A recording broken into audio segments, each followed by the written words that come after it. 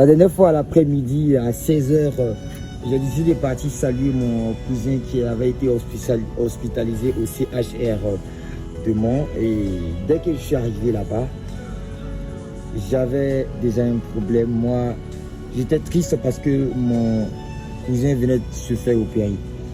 Mais dès que je suis arrivé là-bas, j'ai vu une femme qui s'appelait Noni, qui était en chaude larmes. Moi, avec ma mère et mon tonton, on lui a posé la question, mais qu'est-ce qu'il y a que tu pleures comme ça? Elle disait, mon mari vient de faire un accident. Mais oui, ton mari a fait un accident, mais arrête de pleurer, il va envoyer aux urgences. Voilà, peut-être que ça va aller. Elle avait des ordonnances en main. Elle dit, bon, lui, il vient de faire un accident. Bon, je suis venu à l'hôpital là. Regarde ce qu'ils m'ont donné. Elle peinait même à parler le français. Voilà ce qu'ils m'ont donné. Voilà tout ça là. Je vais payer ça là comment? C'est mon mari là seul qui s'occupe de nous. Hein? J'ai 3 enfants. Pour manger même ses problèmes. Elle avait des ordonnances, mais c'était beaucoup. Je savais qu'elle ne pouvait pas acheter ces médicaments-là. Non, elle ne pouvait pas les acheter. Sérieux, elle ne pouvait pas se les acheter. Elle était en chaude larmes. Et nous, on a essayé de la réconforter. On a essayé de la réconforter, de lui dire ça va aller, etc. Mais elle continuait de pleurer. Regarde ce qu'elle disait. Regardez ce qu'elle disait. Elle parlait de c'est mon mari, c'est mon seul mari. Et voilà, on a 3 enfants, maintenant qui va s'occuper de nous? Regardez ces mots, avec un air triste, elle pleurait tellement, moi j'avais tellement pitié. Je vous jure, sur le champ, si j'avais de l'argent, si j'étais quelqu'un d'aisé, j'avais les moyens, j'allais prendre tout en charge automatiquement, mais je ne pouvais pas.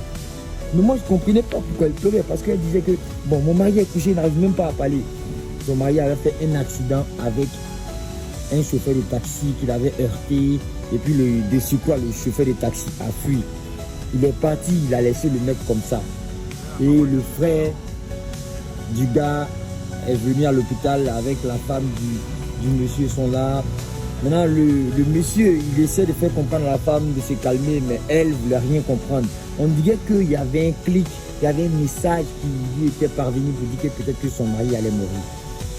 Elle continuait de pleurer. Bon, elle avait l'ordonnance en main. Le monsieur est venu, il a pris l'ordonnance. Lui-même qui est venu prendre l'ordonnance, il n'avait pas les moyens. Elle avait un bébé au dos. Elle avait un bébé en main. Voilà. Elle avait 2 enfants, un enfant, 2 enfants à la maison encore. Elle pleurait, moi, j'avais pitié. Et le lendemain, je reviens à l'hôpital. Et ma mère me dit, Abdul Salam, tu sais, la femme qui pleurait est Noni. Elle dit oui, son mari est décédé. Et je suis resté 30 minutes silencieux. Je ne comprenais pas. Quand j'ai fini de dire ça, je n'ai plus parlé. On dirait qu'il y avait un message qui était passé à la femme pour dire que non, ton mari ne va pas s'en sortir. Pourtant, il n'était pas blessé, mais le problème était que le mari ne parlait plus.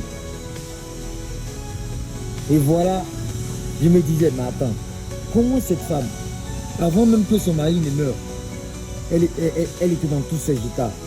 Maintenant, comment cette femme, ils vont lui annoncer, dire que la mort est venue, lui arracher son être cher. Comment est-ce qu'elle allait réagir? Dites à ceux que vous aimez, que vous les aimez, la vie est tellement fragile, la mort n'attend pas. Je t'aime, dites à ceux que vous aimez, que vous les aimez, c'est très important. La mort, elle nous poursuit. Peut-être, ça peut être moi demain et toi. Mettez-nous dans les bonnes conditions avec notre Seigneur. Faisons du bien. Faisons du bien. Merci.